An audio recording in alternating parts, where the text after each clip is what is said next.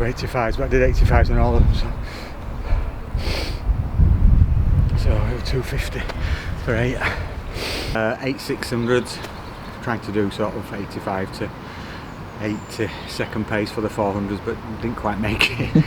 Trying to get down to 330 for my 5k, and now we're doing 330s for all of them, so I'm just hopefully through the winter can carry on doing that, and then maybe sort of try to get the 10k, 5k PBs down, so we'll see.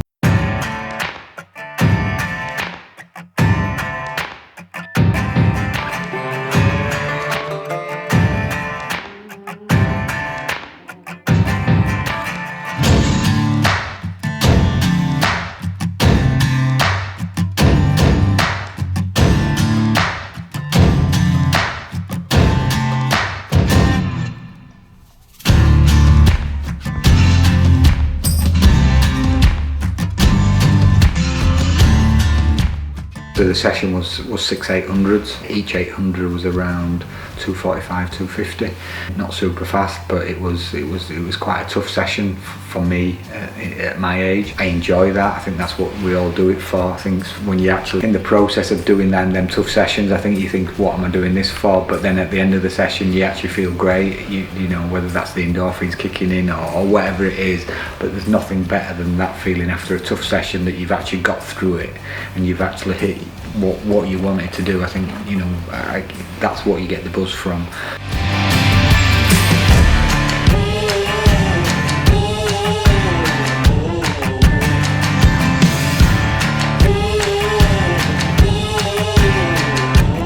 The recovery side is an element, and I think me being sort of semi-retired has allowed me to recover better. I found it really tough when I was working full-time, and not just working full-time, but working full-time as a managing director of a business, to then come home, do an hour session or a 2-hour session, and then get up the next day for work sort of at 6 o'clock, and then be in the office at 7:30. You know, that was tough. I find now that I've got more time, I think that's one of the biggest things I've seen, the recovery side of it, getting in the right sort of protein as soon as you finish the session, eating properly, hydration. I found now that I will always have a sleep during the day for an hour, and I think that's been a big thing. Got some Normatec boots that I put on, which are sort of a compression type boot that sort of gets your legs, gets the blood, gets rid of the lactic acid that's built up from any session.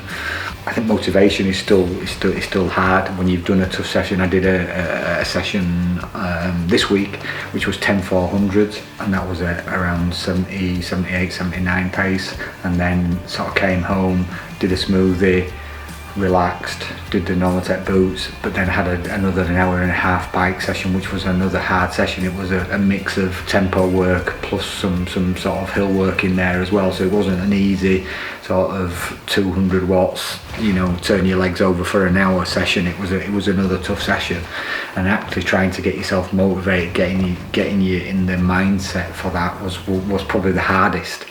When you're doing one session a day, I think you can get your mindset, you know that session, but getting 2 hard sessions in a day, and that's the next stage of my development as an athlete, I think, is actually having 2 hard sessions a day.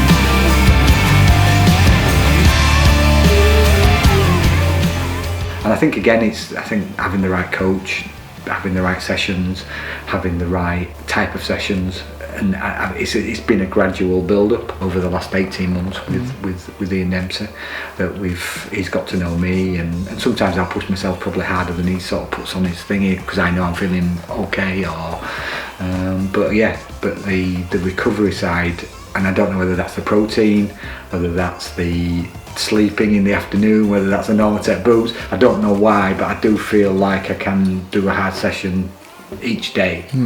I think where it's been difficult is doing the 2 hard sessions. That's the next phase of making sure that I can do that and then still have a session the next day.